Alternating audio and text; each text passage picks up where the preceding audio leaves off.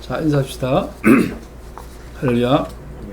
네. 오늘은 창세기 41장 38절에서 42장 17절. 오늘은 제목을 새로운 구덩이라고 짓고 싶어요. 새로운 구덩이. 38절에서 40절 보면 바로가 이렇게 요셉에게 말하죠. 하나님 너에게 모든 것을 알리셨는데 너처럼 명철하고 슬기로운 사람이 또 어디 있겠느냐. 또 38절에 보면 하나님의 영이 함께하는 사람을 이 사람 말고 어디서도 찾을 수 있겠느냐. 요셉은 옛날 구덩이라고 할 수 있죠. 이제 구덩이 옮겨지는, 우리는 요셉이 그 보디발의 아내의 모함 받아서 지하 감옥으로 떨어지고 그 구덩이에 빠졌다 그러면 다 쉽게 이해를 해요. 지하 감옥에. 그래서 이제 드디어 총리가 되니까 이제는 구덩이에서 나왔다라고 생각을 하지만 우리가 살펴볼 수 있는 거는 요셉은 사실은 더 무서운 구덩이에 들어간 걸 볼 수 있죠. 가난에 처하고 부함에 처할 줄 아는 것.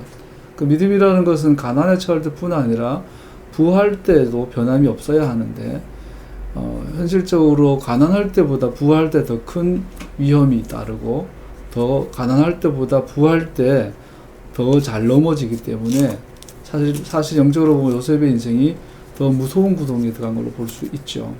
그래서 우리가 창세기에서 아브라함과 이삭과 야곱에 나오는데 사실은 요셉의 인생이 가장 믿음에 대해서 우리에게 많은 걸 보여주는 인생이죠. 아브라함의 하나님, 이삭의 하나님, 야곱의 하나님의 그렇게 주신 걸 볼 수가 있죠. 그래서 오늘은 하프타라와 연결되어진 신약 성서, 사도들의 성서의 내용을 먼저 잠깐 살펴보면 우리 아까 이사 11장 2절에서 9절 말씀 읽었는데 주님의 영이 그에게 내려오신다. 지혜와 총명의 영, 모략과 권능의 영, 지식과 주님을 경외하게 하는 영이 그에게 내려오시니 그는 주님을 경외하는 것을 즐거움으로 삼는다. 이사야 11장에 보면요, 요셉의 인생하고 완전히 재현이 되는 걸 볼 수 있어요. 그가 주님의 영으로 임한 지혜와 모략과 총명의 영, 소위 하나님의 7 영으로 충만한 자가 있는데 그 사람의 삶의 특징은 재판하는 삶이에요. 이 3절에 보면 눈에 보이는 대로 재판하지 않으며 귀에 들리는 대로 판결하지 않는다. 가난한 사람을 공의로 재판하고 세상에 억눌린 사람을 바르게 논죄한다. 그러니까 하나님의 영이 임한 사람을 이사야는 통치자, 재판관 역할을 하는 자로 이야기했고, 하나님의 영이 충만한 자, 지혜로 충만한 자가 하나님의 공의의 재판을 하게 되면 나타나는 결과물이 뭐냐면 우리 9절에 보면 나의 거룩한 산 모든 곳에 서로 해치거나 파괴하는 일이 없다.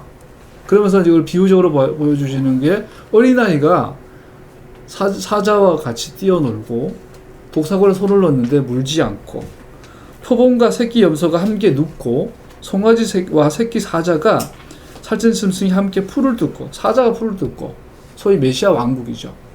그래서 우리가 지혜와 총명의 영, 하나님의 영으로 충만한 자가 오면 이 땅에 공의가 회복이 되고, 즉 판결이 회복이 되고 정의로운 판결이 회복이 되고 그 최종 결과물이 바로 물이 바다를 채우듯 주님을 아는 지식이 이 땅에 가득해지는 나라가 이루어지죠.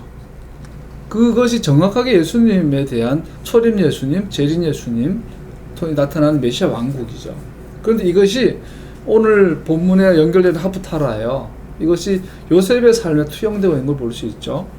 보디발의 집에서도 또 지하 감옥에 제수로 있을 때도 이제는 요셉이 바로 앞에 섰을 때도 그의 인생은, 그의 삶은 하나님의 영이 함께하는 사람이라고 말하고 있어요. 또 명철하고 슬기로운 사람, 모략과 총명의 사람이죠. 그리고 바로의 집을 다스리는 책임자. 아까 말한 책임자라는 것은 옳고 그름, 정의와 불의를 공평하게 판결하는 자가 다스리는 자죠.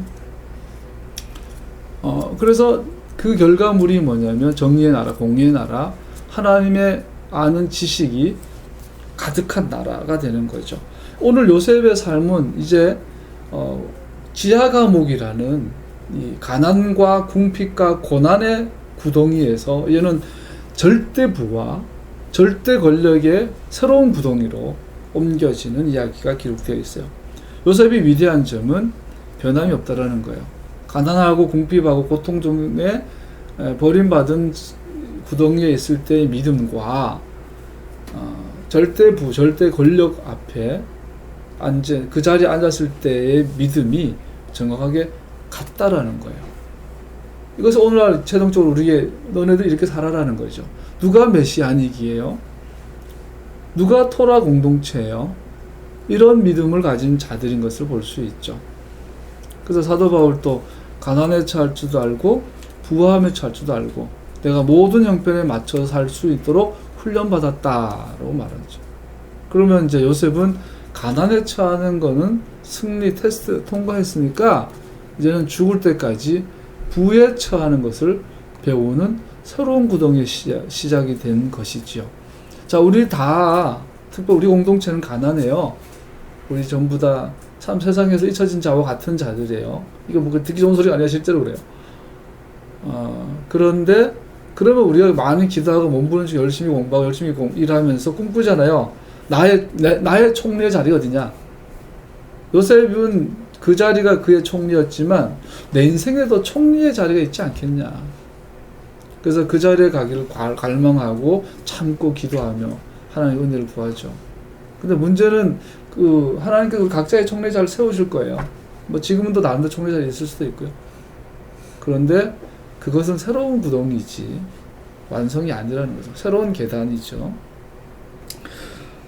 이 주님의 영으로 충만한 그래서 사람을 우리가 오늘 이 연결되어져서 살펴볼 수 있다면 누가복음 9장에서 또 찾아볼 수 있을 것 같아요.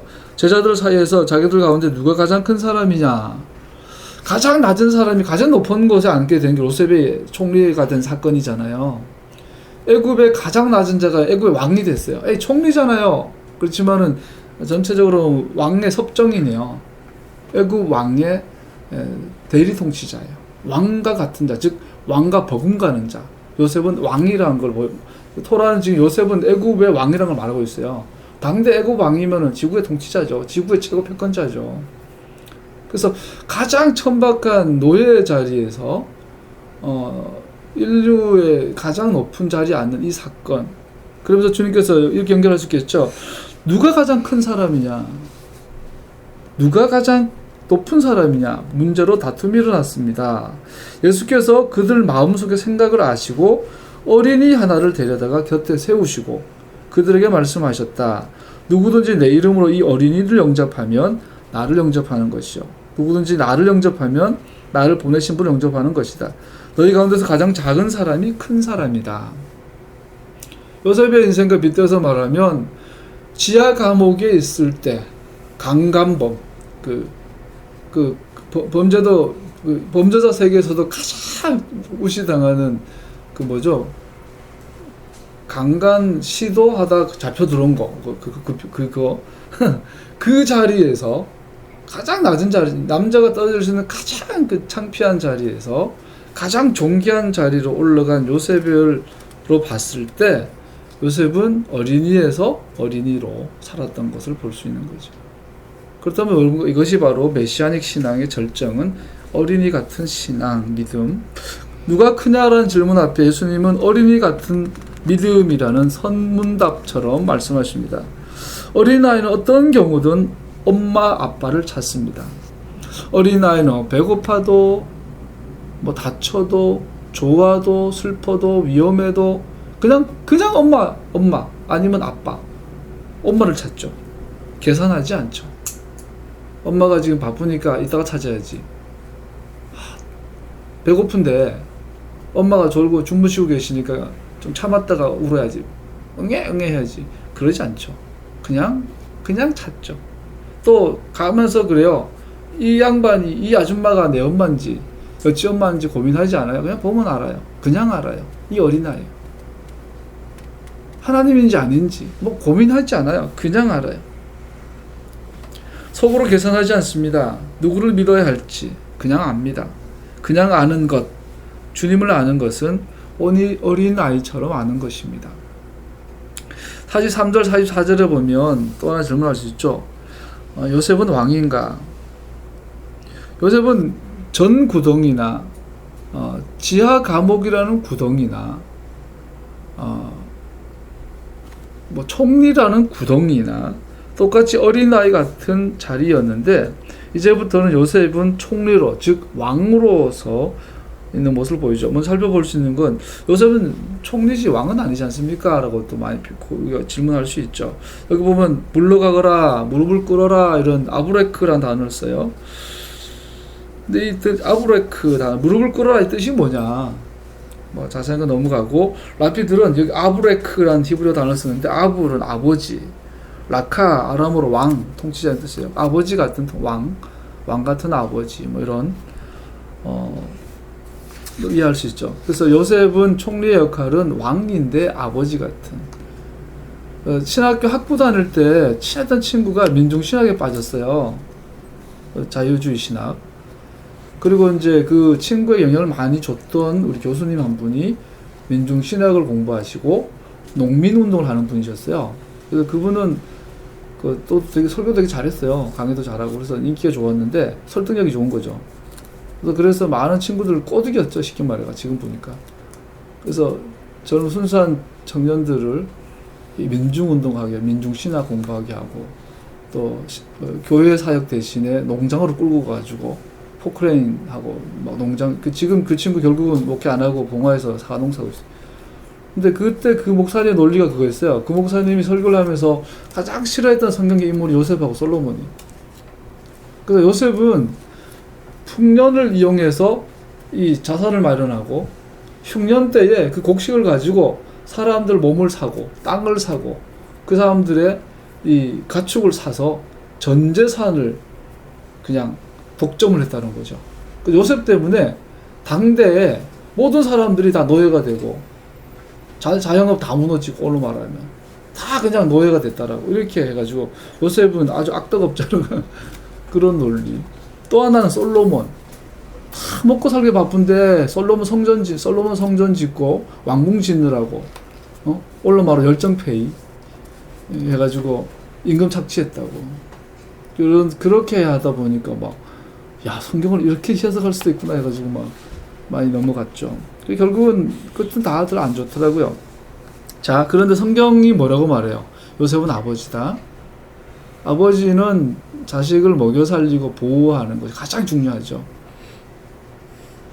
아무리 아버지가 못나고 문제가 많아도 자기 자식을 보호해주고 자기 자식을 먹여 살려주면 아버지로서 기본은 된 거거든요. 그런데 그는 왕이에요. 그래서 성경은 뭐라고 말해요? 당대의 모든 사람들 구원하는 자다라고 보여주고 있는 거죠. 자, 그러한 우리 요셉이 어쨌든 요셉은 바로의 대리인으로 섭정을 행하는 자리에 앉게 됩니다. 그러면 요셉 자신은 왕, 땡땡 왕이 된 걸 볼 수 있죠. 두 번째, 요셉은 가난하고 감옥에 갇힌 구속의 상태에서 하나님을 신뢰하는 것을 13년 동안 배웠습니다. 이제 그는 넘치는 부와 넘치는 권력으로 여전히 하나님을 신뢰하는 것을 배우게 됩니다. 요셉은 죽는 순간까지 구덩이에 살았어요. 지하 감옥이라는 가난과 이 거절과 상처의 이 구덩이. 이제는 절대적인 넘치는 부와 권력이라는 구덩이. 가난과 고통뿐 아니라 부요함 속에서 하나님을 살아가는 것은 가장 어려운 일입니다. 마태복음 19장에 보면 예수께서 제자들에게 말씀하셨다. 내가 진정으로 너에게 말한다. 부자는 하늘나라에 들어가기가 어렵다. 전 어릴 때 이 구절을 굉장히 무시했어요. 똑같이 그랬는데 부유해 본 적은 없지만 제 나이가 많이 넘어가고 중년이 돼가니까 돈 무서운 걸 알겠더라고요. 정말 이제는 인정을 해요. 돈을 인정을 해요. 돈은 사람을 살릴 수도 있고 죽일 수도 있고. 전 돈을 우습게 알았어요. 큰 돈 가져본 적은 없는데 돈 별거 있어? 돈 때문에 하나님 떠날까? 설마 권력? 대통령 그거 해먹으려고 하나님 떠날까? 아니더라고요. 부와 권력이라는 이 파워는 상상을 넘어서는 힘이 있고 매력이 있어요. 그래서 그거를 넘어서야 되는 거죠. 가난할 때 하나님을 향한 순전함을 지키는 것도 어렵지만 부유할 때 믿음의 순수를 지키는 것은 더 어렵다라는 거죠. 부유함에 주는 이기심과 자기 자랑은 하나님을 잊어버리게 합니다. 또한 가난함이 주는 고통과 분노는 하나님을 또한 잊어버리게 합니다. 이 둘은 동전의 양면과 같습니다. 부유함, 가난함 둘 다 나는 하나님이 필요하지 않습니다라고 말하게 합니다. 부유함은 나는 나 스스로 모든 것을 할 수 있다라고 생각하게 하죠. 가난함은 나는 하나님을 원하지 않습니다라고 생각하게 하죠. 나는 더 이상 그분을 못 믿겠어라고 하죠. 저는 이런 옛날에는 어릴 때는 이런 말 들으면 아유 나쁜 놈이지 그렇게 하면 그랬는데 제가 이제 아버지가 되고 중년이 되어가고 또 인생의 쓴맛 단맛을 조금은 보고 하니까 이것이 실제인 걸 보게 되더라고요. 내가 가난해지고 가난하게 살면서 하나님보다 원하는 게 너무 많아요. 그래서 요거 정도 되면 내가 더 잘해. 하나님께 더 잘해야지. 지금은 이게 급해. 하나님 그것보다 지금 이게 더 급해요. 가난하게 되면 그 말은 난 하나님 필요 없어요. 하나님 원하지 않아요. 라고 고백하는 것 같은 거죠. 또 부유하게 되면 뭐예요? 옛날에는 이런 거 하나에도 좀 도와주세요. 우리가 돌다리 지나가면 처음 가보는 길은 하나님 도와주세요 하면서 돌다리도 건너가는데 2번, 3번 건너다 보면 익숙해져요. 그러면은 이제 자기의 능력을 의지하죠. 그냥 기도도 안 하고 넘어가죠. 우리가 운전해보면 그렇잖아요. 초보 운전 때는 정말 진심으로 기도해요. 주님 흔들 잡아주세요. 출발할 때 하기 전에 30분 동안 방언하고 통성 기도해요. 근데 이제 3개월쯤 지나면 이제 팔에 탁 걸치고 한 손으로 이제 후진하면서 팔 딱 걸치고 뭐 하나님 안 도와줘서 운전할 수 있어요. 내가 이래봬도 베테랑 10년 차예요. 부유하면 하나님 필요 없어요 라고 하죠. 가난하면 하나님 말고 다른 거 이렇게 말하죠. 둘 다 경제적으로는 양극이지만 자기를 의지하는 것과 또한 자기를 자랑하는 것에서 옵니다. 이 둘은 같은 것입니다. 그래서 솔로몬은 매우 현명한 말씀을 주십니다. 주님께 2가지 간청을 드리니 제가 죽기 전에 그것을 이루어 주십시오. 허위와 거짓말을 저에게서 멀리하여 주시고 나를 가난하게도 부유하게도 하지 마시고 오직 저에게 필요한 양식만을 주십시오. 제가 배가 불러서 주님을 부인하면서 주님이 누구냐 하고 말하지 않게 해주시고 제가 가난해서 도둑질을 하거나 하나님의 이름 욕되게 하거나 하지 않도록 하여 주십시오. 과연 솔로몬은 전도서를 쓸만한 잠언을 쓸만한 경륜을 가진 자인 것을 볼 수 있죠. 요셉이 우리를 놀라게 하는 것은 가난 속에서도 그는 믿음을 유지했고 부유와 권력 속에서도 여전히 믿음을 유지했다는 것 때문입니다. 이것은 쉽게 말할 수 있지만 아무나 가질 수 있는 믿음은 아니죠. 그것은 믿음은 환경을 따라 변하는 것이 아니기 때문입니다. 즉 참된 믿음은 환경을 따라 변하는 것이 아니라는 것이죠. 저는 목사니까 동료 목사님들의 이야기에 많이 이렇게 촉이 서죠. 최근에 이제 불과 한 몇 년 전 사이에 한국의 소위 거목들이 많이 무너졌죠. 또 드러난 것만 안 드러난 거는 더 많죠. 뭐 부지기수죠. 근데 그런 분들 대체로 처음에 가난했을 때, 무명이었을 때 참 겸손했던 걸 알 수 있어요. 지금 생각나는 그분이 찾아 무명일 때 우연히 저기 경상남도 부산 쪽에서 집회할 때 제가 간 적이 있어요. 정말 은혜 받고 박식하시고 굉장히 유머러스하시고 겸손하셔서 진짜 그분 말씀에 푹 빠져들어서 그분 집회 때마다 야 어떻게 이런 분이 이렇게 시골에 계셨나 이랬는데 나중에 보니까 진짜 유명해지더라고요. 정말로 유명해지더라고요. 이제는 대한민국이 다 알아요. 근데 어느 순간에 옛날에 그 순수함 없는 거를 뭐 보기도 하고 듣기도 하고 그런 것 같아요. 뭐 남 이야기 할 필요가 있나요?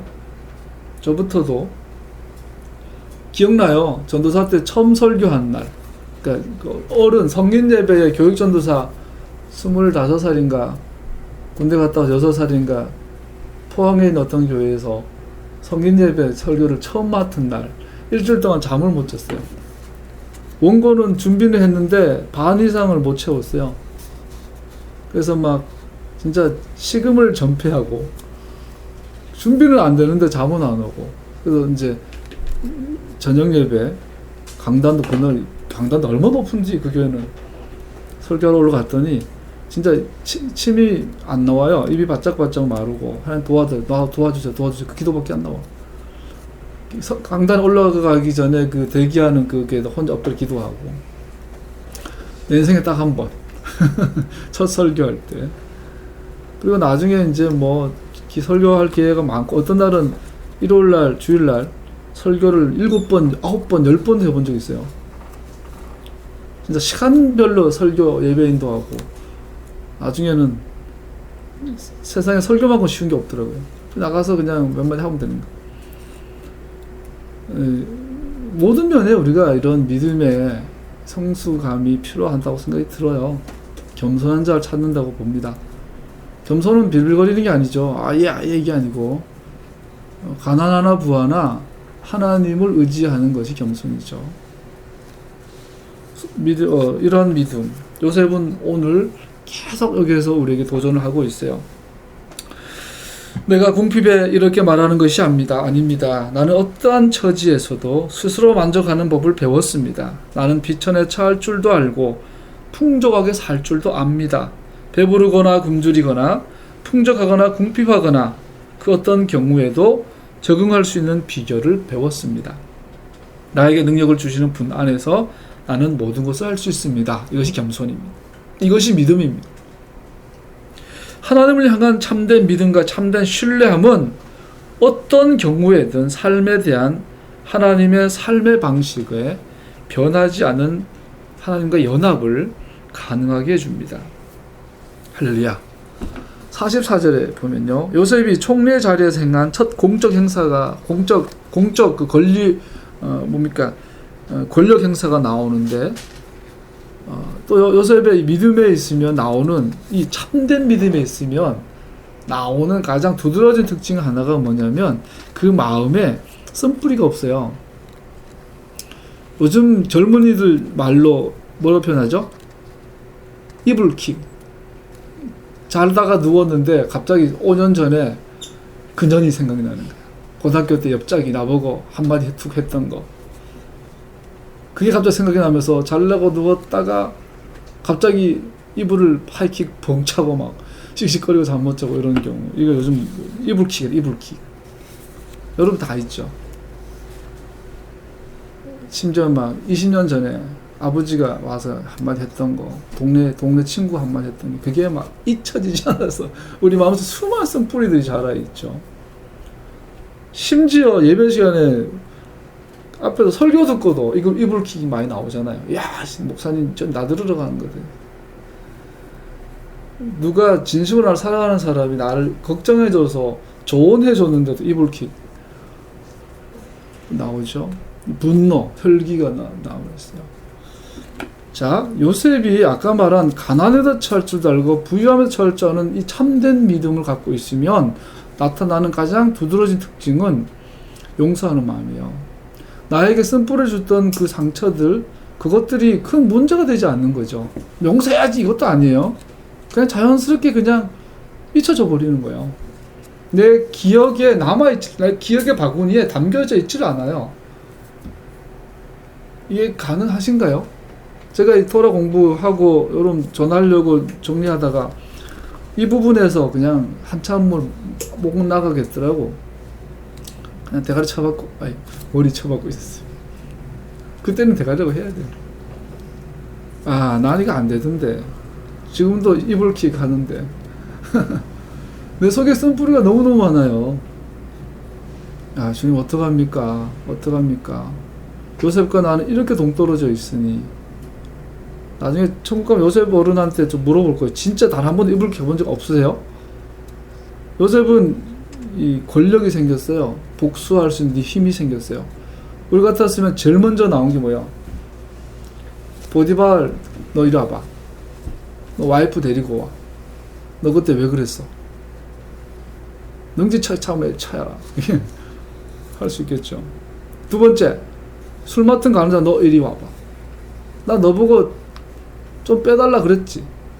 근데 왜 2년이나 모른 척 했어? 내가 그 2년 동안 정말 죽을 고생했는데 너 한번 혼나봐. 다시 들어가. 지하 감옥에. 그럴 수 있는 힘이 생겼잖아요. 근데 요셉에게는 이분들이 기억이 안 나요. 뭐 했는지 모르겠지만 문제가 안 돼요. 참된 믿음은 쓴뿌리가 남아있질 않죠. 여러분도 어떠십니까?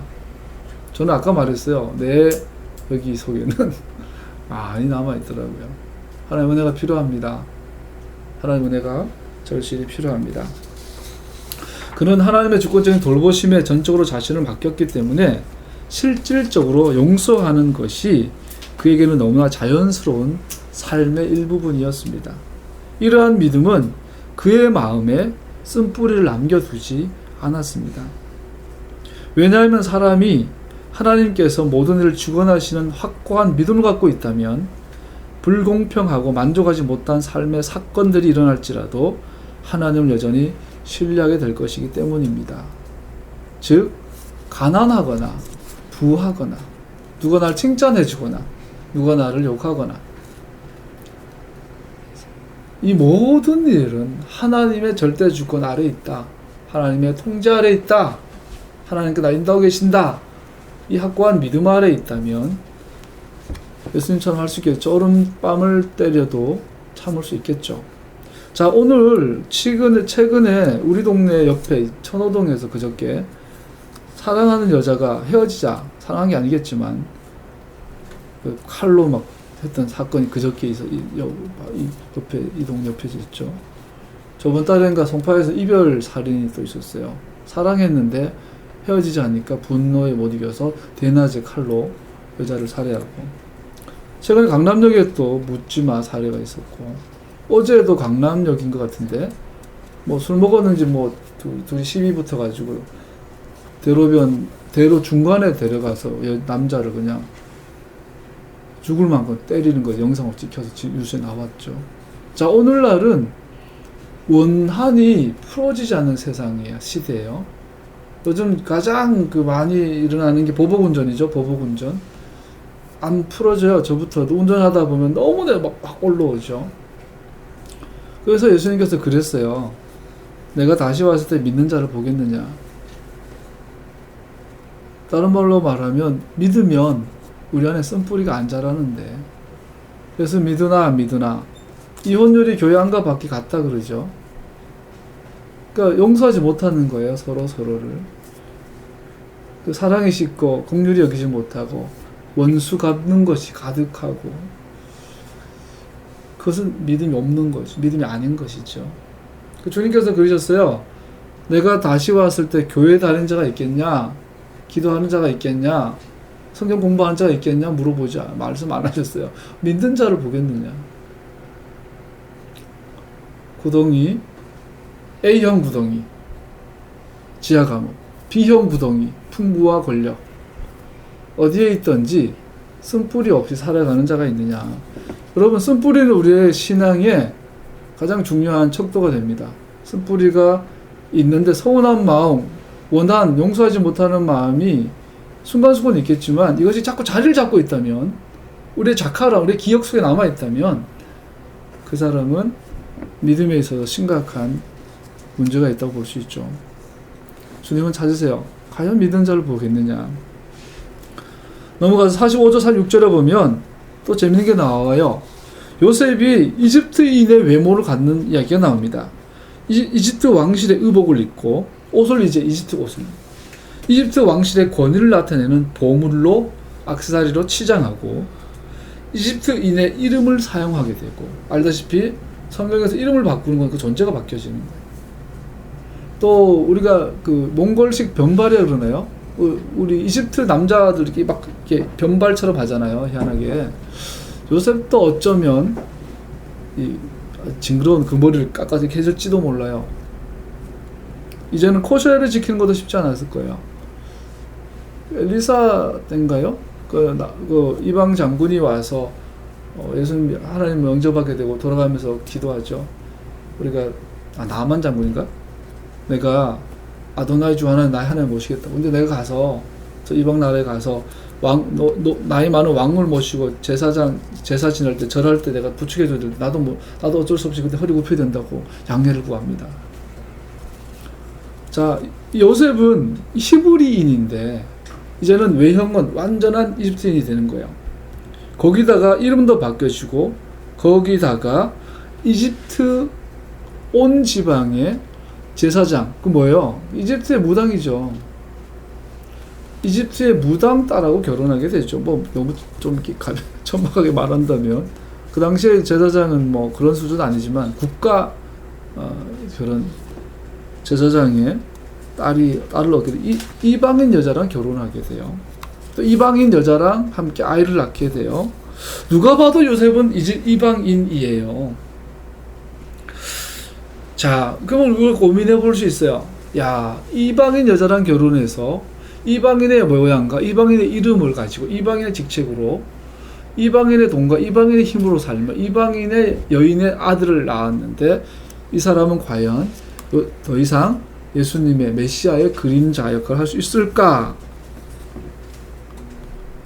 고난받는 메시아에 대한 그림을 제공하는 요셉이 어떻게 외국인 아내, 이방인 아내를 취할 수 있는가? 그러나 이러한 요셉의 모습이야말로 참으로 예수님에 대한 가장 정확한 그림을 보여줍니다. 우리가 지금까지 배웠지만 요셉은 정말 처음부터 끝까지 예수님에 대한 그림자예요. 단락의 인물들 가운데 사실은 예수님에 대해서 가장 많은 것을 나타내는 인물이 요셉이죠. 대표적인 인물이. 나이는 30살에 총리가 되었어요. 랍비들은 30살이라는 나이는 그 사람의 힘이 능력이 가장 충만한 나이라고 이야기를 또 생각을 한대요. 예수님도 30살에 공생애를 시작하시죠. 예수와께서 요셉처럼 그의 형제들에게 버림받았어요. 그리고 형제들이 버림받은 그 동안 요셉은 이방인 여인을 아내로 맞이해요. 이것은 정말로 예수님의 모습이에요. 예수님은 동료 이스라엘 백성들 형제들에게 버림을 받고 있어요.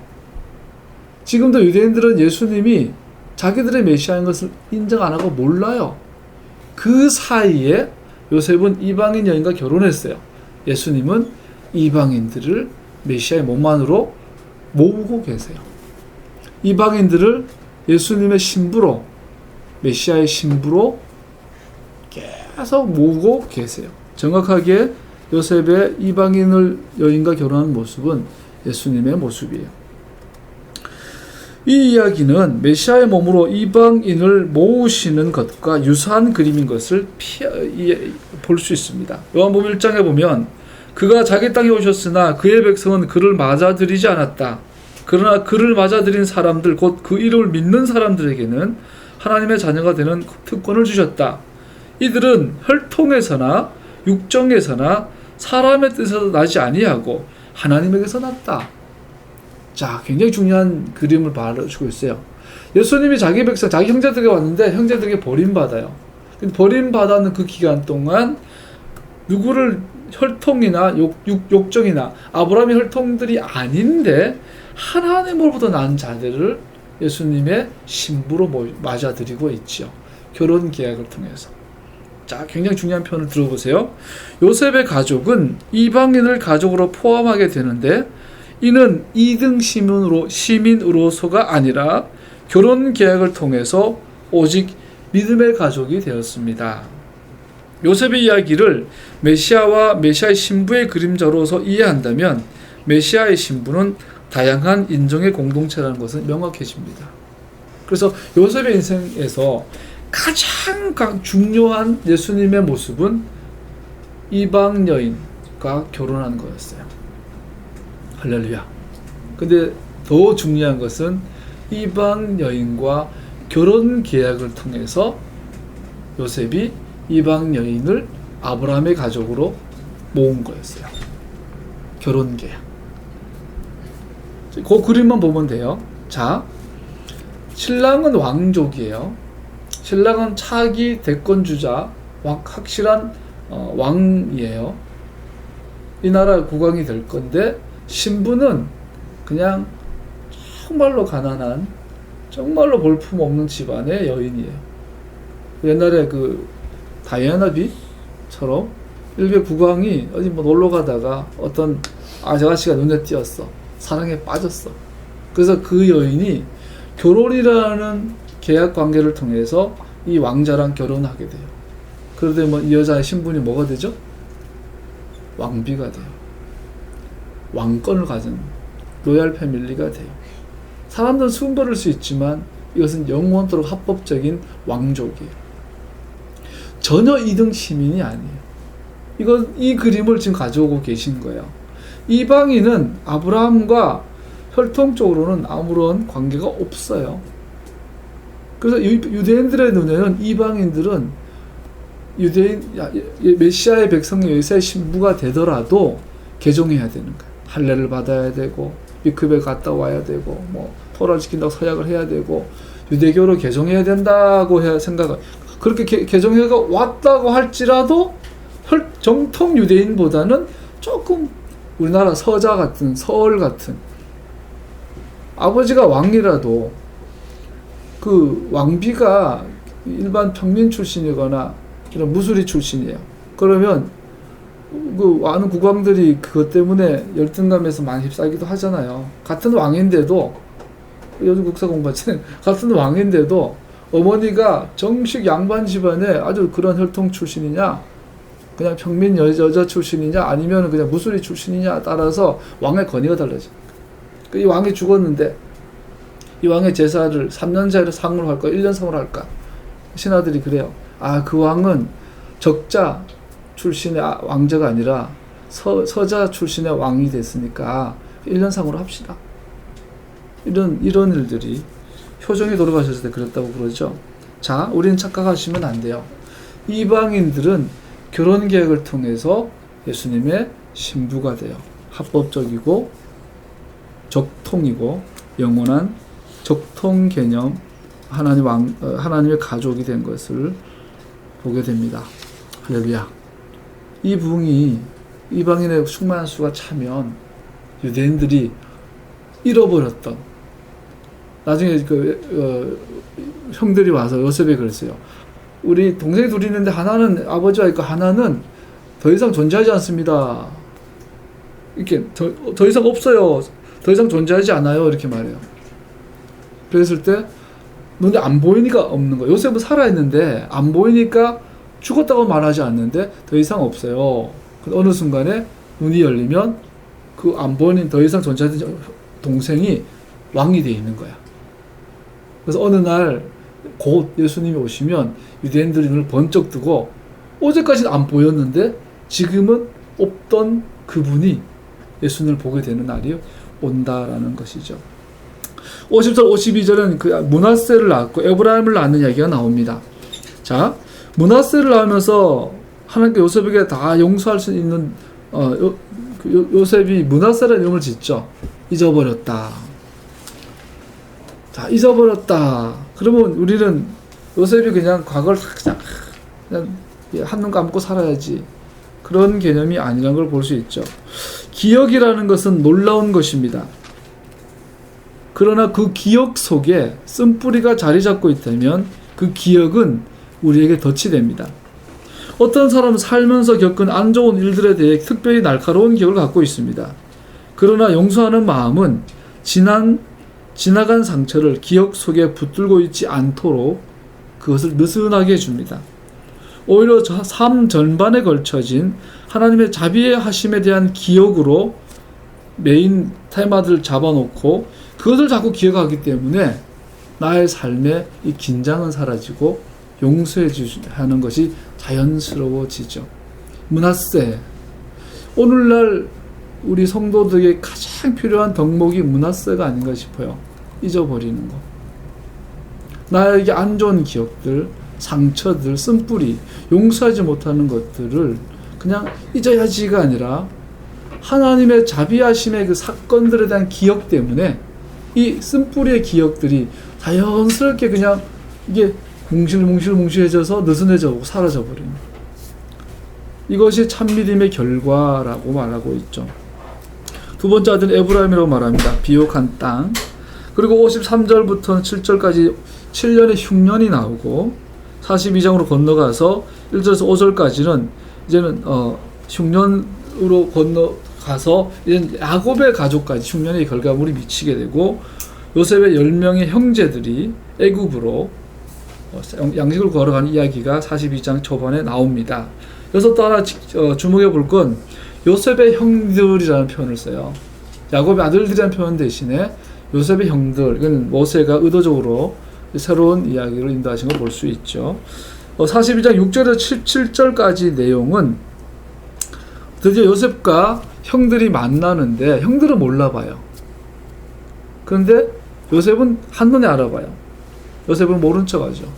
당연히 몰라보죠. 그냥 봐도 모를 텐데 이제는 완전 애굽처럼 애굽 사람처럼 옷 입고 말하고 애굽 사람처럼 있으니까 몰라보겠죠. 그래서 너네들 누구야? 스파이 아니냐? 이건 뭐 과도한 액션은 아니에요. 보세요. 당대에 천하의 흉년이 들었는데 애굽에게만 식량이 남아 있으니까 많은 나라들이 애굽을 약탈하기 위해서 많은 스파이를 파송해 줄 수 있겠죠. 그래서 그 많은 스파이를 가려내는 것도 요셉의 일 중에 하나였을 거예요.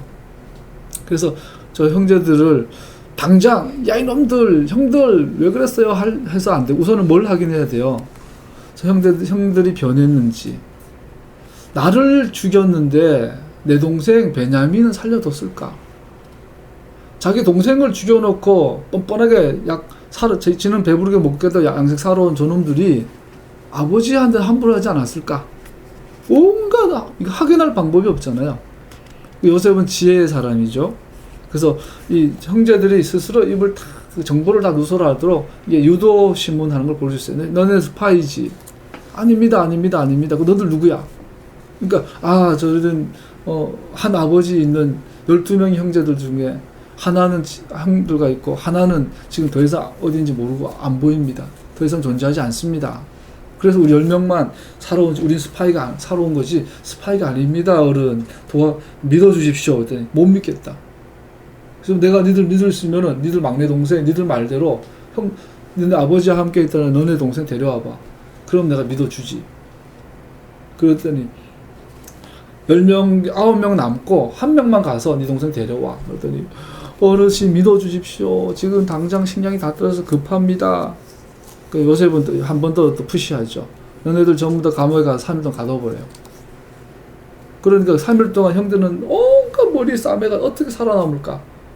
그래서 방법은 하나밖에 없어요. 베냐민을 데려오는 방법밖에 없는 거죠. 요셉은 지금 그렇게 코너로 몰고 있는 거예요. 그래서 결국은 3일 만에 요셉이 찾아와가지고 자 그러면 대신에 1명만 남고 9명은 돌아가라. 가서 동생을 베냐민을 데려와라. 그 말이 진짜면 내가 믿어주겠다. 만약에 안 데려오면 너네 1명 얘는 죽는다. 그러니까 뭐 다른 선택이 없어요. 알겠습니다. 그 이제 돌아가는 이야기가 다음에 나오죠. 자 여기서 너네들 누구냐? 그랬더니 42장 10절에 보면요. 형들이 이렇게 말해요.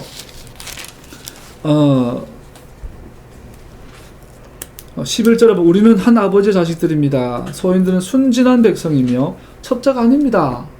순진한 백성이라고 번역이 됐는데 히브리어 원어로 이걸 해석하면요. 우리는 예스맨입니다. 캐나입니다. 예스맨입니다. 이거 무슨 뜻이냐면 우리가 원하는 것을 얻을 수 있다면 우리들은 그냥 가타부타 예스하면 사람입니다. 유익한 것이라면 나한테 도움되는 거라면 난 예스합니다. 순진한 백성이 이 뜻을 갖고 있다고 그래요. 그래서 알게 모르게 이 10명의 형제들은 자기의 영적 수준을 노출하고 있는 거죠. 나는 뭐 공이고 뭐고 도움이 되면 예스합니다. 그래서 형들이 요셉이 이놈들 못 믿겠네. 이 형들 아직도 옛날 버릇 못 고쳤나? 이게 의심이 들 수 있겠죠. 그래서 12절에 너희는 스파이다. 13절 넘어가서 한 아버지 12형제 하나는 아버지와 함께 있고 하나는 잃어버렸습니다. 하나는 죽었습니다. 더 이상 존재하지 않습니다. 이 사실은 이스라엘의 현재 상태를 나타내는 것으로 이해할 수 있습니다. 여기서 하나 교훈을 볼 수 있어요. 요셉의 이야기는 전부 다 예수님의 얘기인데 이 사건 10명의 형제들이 요셉을 알아보지 못하는 것은 현재 오늘날 유대인들의 모습을 보여주고 있습니다. 즉 이스라엘 유대인들의 눈에 아버지의 사랑받던 아들은 사라졌고 그들이 보기에 더 이상 존재하지 않습니다. 유대인들의 눈에 아버지의 사랑, 하나님 아버지의 사랑을 받는 예수와는 사라졌고 죽였죠. 그거 더 이상 눈에 보이지 않고 더 이상 존재하지 않는 존재가 되었죠. 그러나 이 말은 곧 이스라엘 유대인들이 예수와를 보게 될 것이고 또 그들은 예수와를 알아보게 될 것이다. 이사야 11장처럼 주님 예수와를 아는 지식이 온 땅에 가득하게 될 것이다라는 것을 요셉의 사건을 통해서 말하고 있는 것이죠. 말씀을 마무리하겠습니다. 요셉이 3일 동안 가두었다가 나는 것처럼 형들을 돌려보내죠.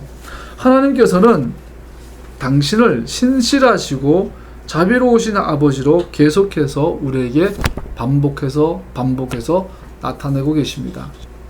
여러분과 내가 인식하든 못하든 주님은 우리 삶에 개입하고 계시고 간섭하고 계시고 주님의 방식대로 우리에게 나타나고 계시고 주님의 방식대로 당신의 신실하심을 우리에게 보이고 있어요.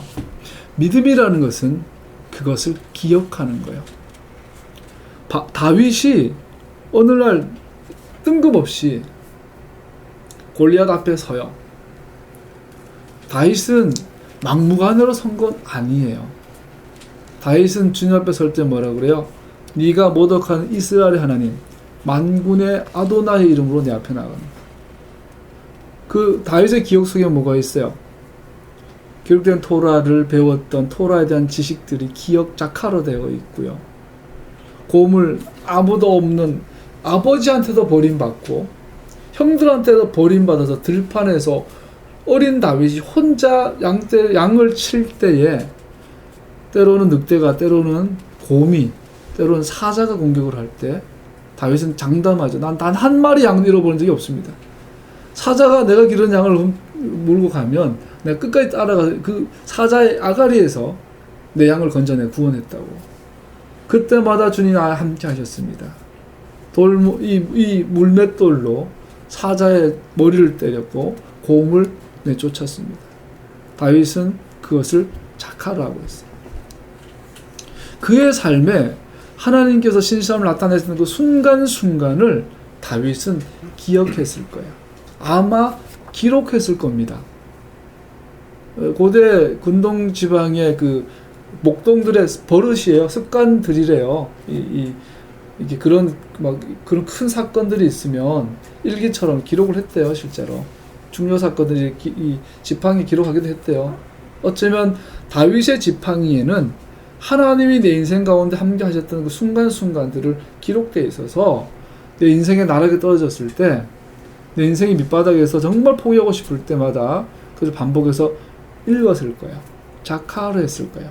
여러분, 토라를 읽는 것은 레코딩하는 것이고 사마르 킵하는 것이고 가드하는 보존하는 것이고 자카를 기억하는 것이 그것이 믿음이에요.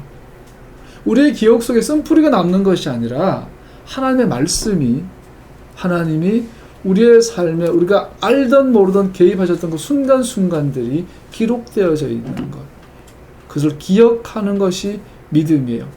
그것을 기억함이 충만하다 보니까 내 안에 쓴뿌리가 자리 잡을 자리가 없는 것이죠.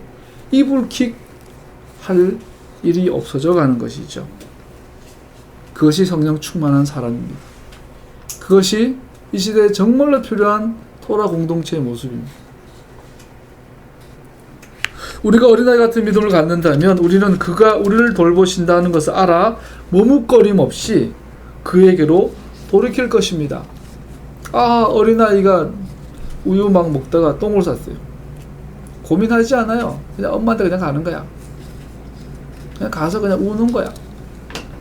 그러나 그런 어린아이 같은 믿음은 자기 능력을 의존하는 것을 포기하는 것입니다. 하나님의 신실하심을 온전하고 완전하게 의지하는 것을 요구합니다. 오직 자신의 약함을 깨달았을 때에만 하나님이 얼마나 강한 분이신지를 알게 됩니다. 믿음은 그러한 것입니다.